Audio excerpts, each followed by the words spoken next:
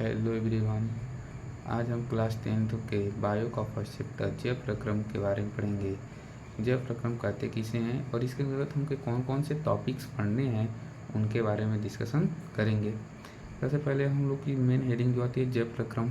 जैव प्रक्रम किसे कहते हैं, इसके अंतर्गत फिर हम लोग पढ़ते हैं शोषण के बारे में, उत्सर्जन के बारे में, पोषण के बारे में और परिवहन के बारे में।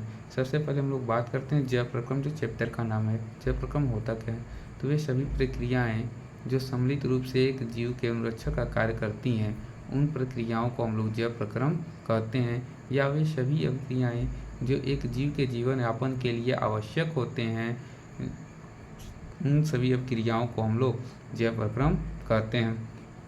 हम बात करते हैं सजीव किसे कहते हैं, तो वे सभी वस्तुएं जिनमें जीवन यापन के लिए आवश्यक गतिविधियां होती हैं, उन्हें हम लोग सजीव कहते हैं। या हम कह सकते हैं वे सभी वस्तुएं जिनमें श्वसन, उत्सर्जन, जनन, उपापचय आदि क्रियाएं होती हैं, उन्हें सजीव कहते हैं, जैसे पेड़ पौधे और जंतु।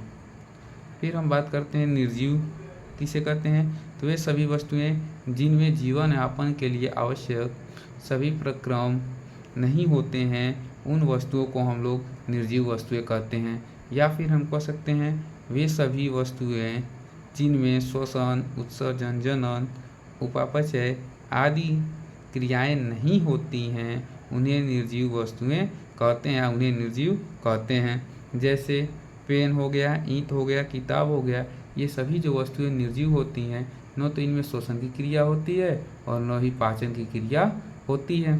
दूसरी हम लोग बात करते हैं सजीवों के कुछ गुण होते हैं, जैसे कि सजीव वृद्धि करते हैं। एक कोशिकी जो सजीव होते हैं, यह कोशिका विभाजन के दौरान अपनी जाति के जीवों की संख्या में वृद्धि करने का काम करते हैं। जबकि बहुकोशिकीय जो जीव होते हैं, यह कोशिका विभाजन के दौरान अपनी मोटाई में व अपनी आकारकी में वृद्धि करने का काम करते हैं। दूसरा गुण होता है कि जो सजीव होते हैं यह गमन करते हैं, अर्थात वह एक स्थान से दूसरे स्थान तक जाने का काम करते हैं। तीसरी बात करते हैं उपापचय अभिक्रियाएं। जो सजीव होते हैं उनके शरीर में विभिन्न प्रकार के जैव रासायनिक अभिक्रियाएं होती रहती हैं, जिन्हें उपापचय अभिक्रियाएं कहते हैं। चौथा होता है जनन। जनन जीवों का एक महत्वपूर्ण अभिलक्षण होता है, जिसके दौरान जो जीव होता है अपने समान नए संतति को उत्पन्न करने का काम करते हैं।